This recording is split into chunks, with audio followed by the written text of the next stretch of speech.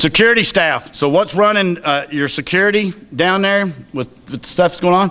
We got 6 full-time security staff. That's pretty much night shift, day shift. Now, of course, day shift, I'm flooded with support staff. Not flooded, excuse me, I don't want to use that word, Judge. Hold on a minute.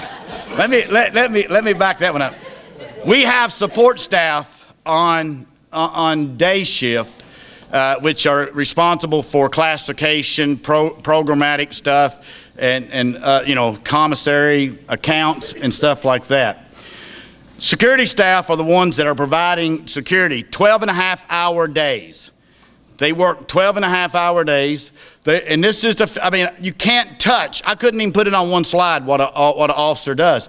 But you look at, so, you know, they're doing security checks, searches.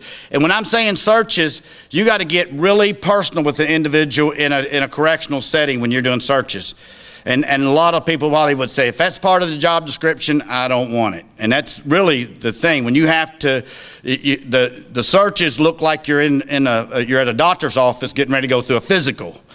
But that's the part of the game. It's part of the job. So, crisis intervention, first responders, when I say that, it happens regularly. And I'm going to show you just exactly how regularly it happens here just in a minute. Risk and needs assessment, containment, public safety. Number one job, if it's a federal facility, if it's a state facility, or if it's a county jail, there's one number one job, and that's containment. I mean, we're containing people for the safety of the public. And yes, they are.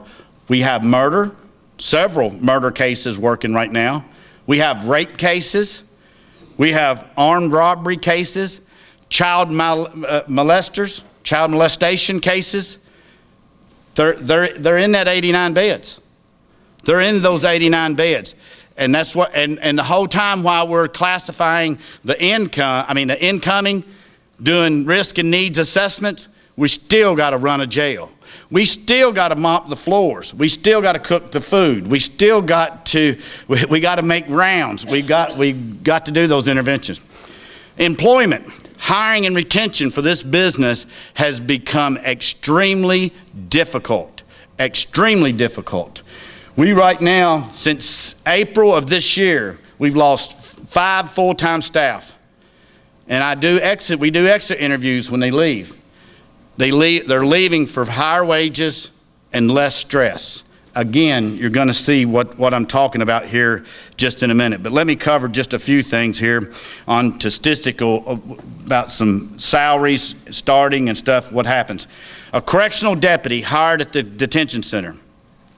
After he completes his first year of employment, he'll make $12.41 an hour. First year. And I wonder how people think that they're making, rich, but anyway, $12.41 an hour after the first year. If you go on with my brother at the police department up there with John and them, they in the first year will be close to $18 an hour for a city police officer.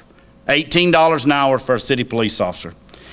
Industry in our community, in Marion County, are breaching $14.86 an hour, $15 an hour to start in the industry. If you move to the Bourbon and you go to Bardstown, Marion County, in the Bourbon Trail area and work in the bourbon industry, 15 to 30 to start. 15 to 30 to start. So it makes it very competitive for all of us in the industry just to try to keep ahead and keep our employees going. But I say, welcome back to, I'm trying to keep the cost of operating this facility as efficiently possible for our county and keep safe. At the same time as the judge and I, along with the county treasurer and the magistrates, understand that those days are quickly coming to an end. That we are going to have to address the hiring and retention even on a government level, because it's just so hard to find people that want to do this type of work. Now, next, sadden and hold the video. I want to, first off this right here is a video taken. It's going to be about 5 to 6 episodes of some videos, and they're blurred out, so you're not going to be able to tell who's in the picture, but in the video. But you will be able to tell that what the staff go through when the law enforcement brings in these individuals, and actually what the law enforcement's dealing with on the street when they're bringing them to us, when they're actually bringing them to us. And when I say this goes on sometimes for days. Some of these activities that you're getting ready to see goes on for days. You're going to see male, females. They are, and the majority of these cases are meth and spice. And these right here will be individuals under the influence of methamphetamines or spice. We have staff members being assaulted. But I tell you, the only proud part of the thing is to listen to the voice and the care that's given by these officers making $12 an hour, because they do, all of my staff, they really get it, they care. The job has become extremely stressful for the correctional officers and the staff, administration, everybody involved. Anyway, for just a few moments, you'll hear some sound. On the very last episode, there's 2 frames on the very last, and there'll be an inmate that has a mat over him. He's in detox. He's trying to hide. He's high on spice, and he's gotten paranoid. And so you got to go in. You do not have a choice. If he's covered up, we have to go in and check the care of that individual. And on 2 times we try this with this guy, and we end up having to use force to get our staff back out of the cell. So anyway, with that, I would like for you all to pause for a moment and watch this.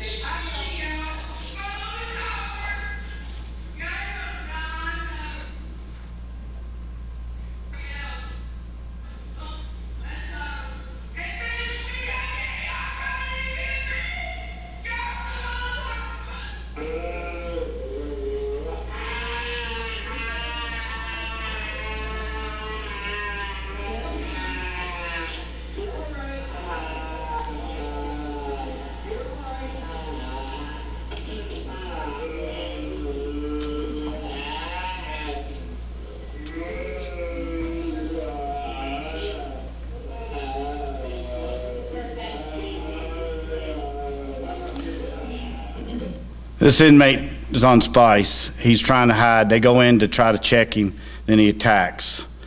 So they had. He honestly believes we are trying to kill him. Yeah.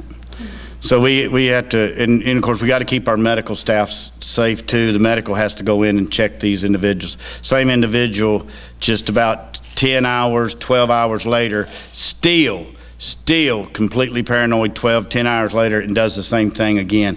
Again, next shift, doing the same thing, trying to check him. Next thing you know, they got to fighting.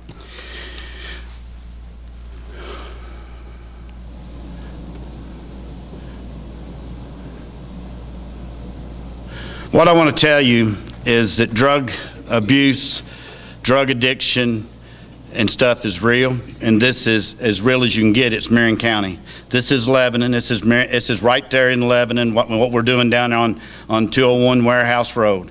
And I would like to tell you I collected those videos over the past years, but they was just July. They're just July. That's where we're at in this county with substance abuse. And because I want you to know that when you see it at Louisville, it's not just Louisville, and it's not just in New York. It's right here in our county, and it's sad, sad reality for us all. Now, let's get on to a little bit more ending on a positive note here. We talked about treatment. I have worked with administrations in Frankfurt several years off and on, and I'm right now currently on a panel for the governor and the Justice Cabinet working on this right here. It's Senate Bill 120. There's been 5 jails, 5 counties have been invited to the Justice Cabinet to be a part of this, and Marion County was one of the invited to be a part of this. Right now, the law has been passed, and this the breakdown of Senate Bill 120. It is trying to connect the dots where that we will combine treatment and work, treatment and work. So what we'll do is actually individuals going to, once they complete treatment and then they complete the family phase, they're going to move into still incarcerated, still under state time, under in sentencing, doing time. They will be moved to a center, which is clinical. It'll still have treatment elements and stuff to it, but at that point they'll be able to go to TG, to other industries throughout the county and work. And while they're working, they'll be monitored. They'll be going through treatment, counseling, whatever their assessed needs are while they're out working. Now, on the payment of this is the state will pay a partial per diem to county jails. The only ones that will be eligible to run these will be county jails. And I can assure you that Marion County will be one we're considered to be the one to run one, because our industry level and our forward thinking on programmatic stuff. But this will give us an opportunity in 2018 to run something by the court to look at possibly expansion. And not expand the physical jail, but to actually look at some type of retrofit or expansion that would include something 40, 60, 80 beds, and that would be put straight into the workforce. They would be individuals that would stay there. The state would pay a partial of the per diem.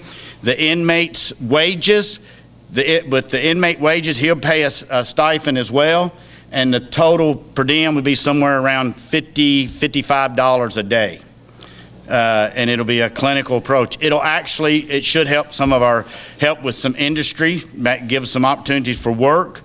One thing is for certain: an individual that leaves incarceration with treatment only and goes home with nothing to do, sit around watching TV, whatever, they're more likely to reoffend unless we get them back to work. So that's one thing that I know that the Justice Cabinet and all of us are working hard at, and that is to see this bill come to full fruit and be able to do treatment, finish up treatment, and get individuals back to work. And 2, when we got them back to work, they not only be paying part of the same, but they'll be putting any kind of restitution or fees, taking care of those, as well as we want it to be great if they go out in 6 months and they got a savings account. They got enough to ask. I mean, they can put a down payment on a car and not ask their mother, their brother, or somebody on the street. A true story. A guy calls me from, he's a local guy. He was in Louisville halfway house, and he'd been locked up for 18 months straight, made it through the prison system, jail system, made it into the halfway houses in Louisville. And once he completed, he was granted parole. When he walked out of the center, he didn't have anything but work there in Louisville to work around some jobs there. He was approached by some dealers and stuff because they prey upon those sinners. Preyed upon him, and they offered him $10,000 cash. They offered him a setup of a vehicle, a house, and the drugs with a $10,000 starting fee for him to get right back in the job. Now, we're going to compete with that to him going and getting a $12, $13 an hour painting job in Louisville.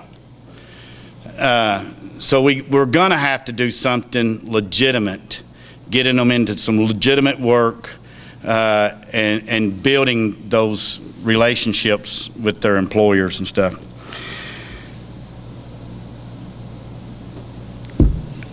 A few more numbers here. I said earlier, the Kentucky DOC is the largest drug treatment provider in our state.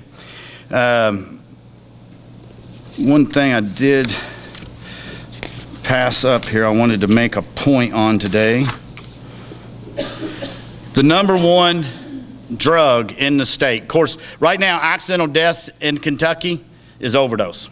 It's no longer vehicle wrecks or nothing. The number one cause of accidental death in the state of Kentucky is drug overdose. That is the number one cause of death.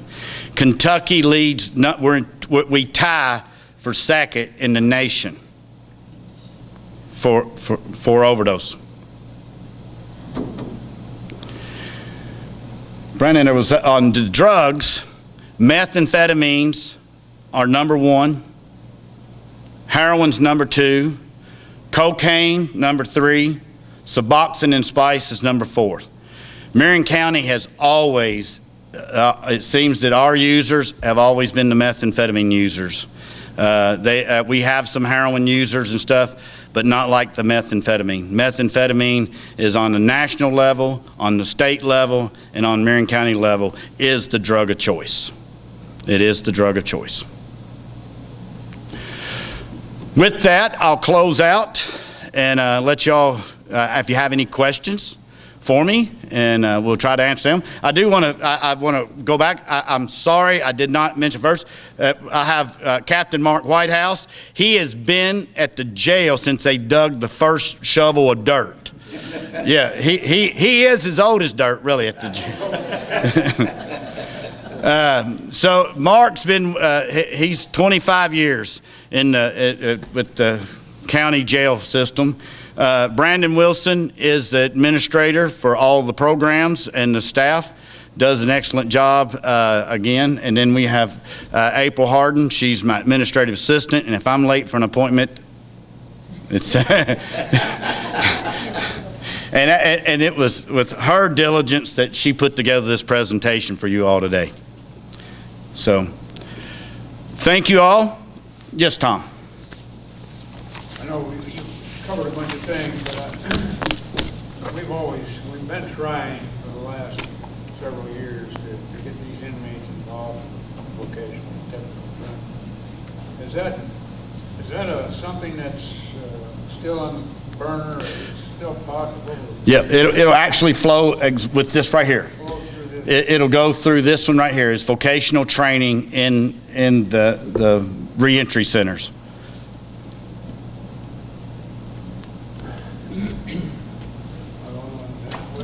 Mike can tell them about Brady's program. When they do work for the county, their jobs are described.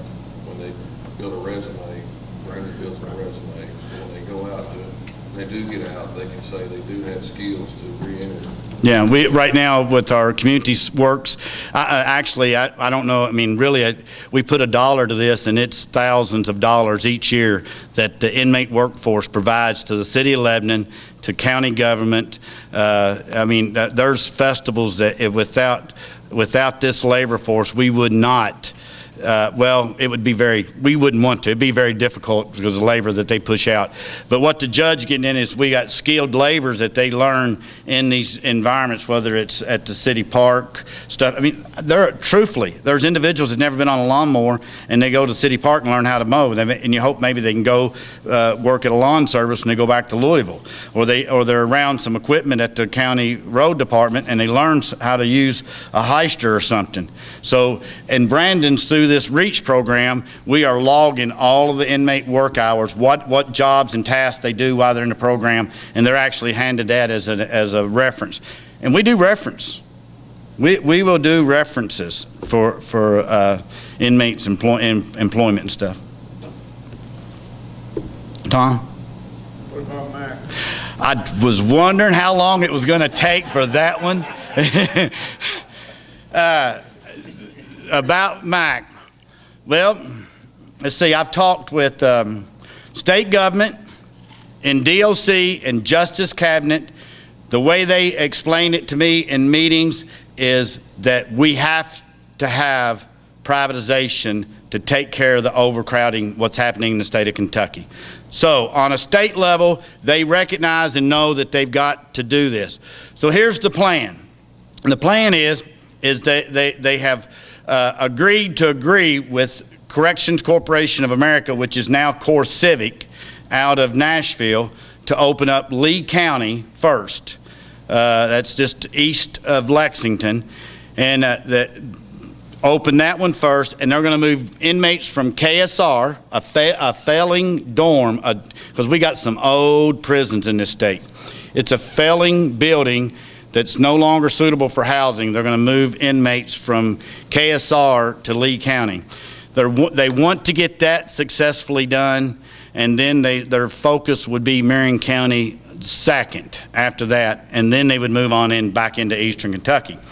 Well, those conversations have been back and forth, but that's government telling me that. So I had the opportunity last week. I was in St. Louis, and I got the opportunity to speak with Core Civic's leaders, and they confirmed that those was exactly the plans, that they would start with Lee County first, that they did not want to get in a hurry and try to open all three places at one time and cause themselves a fumble. It wouldn't be good for the state, wouldn't be good for the public, and wouldn't be good for them as a company. We did talk a little bit about what to expect, or what they expected coming back into Kentucky. I asked specifically about wages and what they look for in staff retention and recruiting, and they did not share numbers, but they said their numbers would be aggressive if they come back. So no timeline, no actual date other than Lee County's first.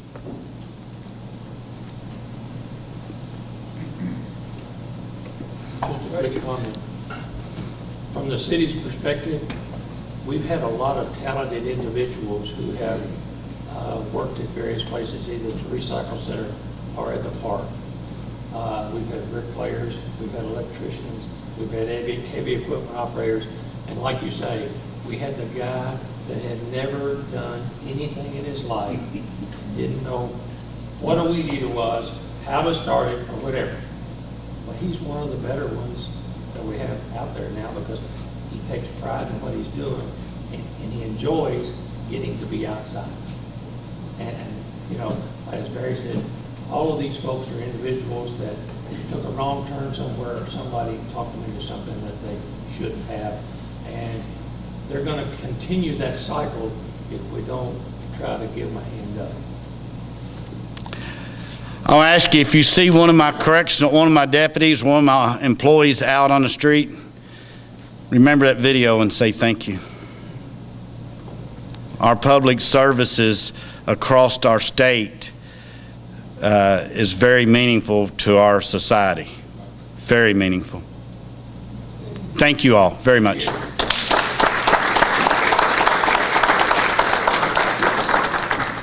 Thank you, Barry.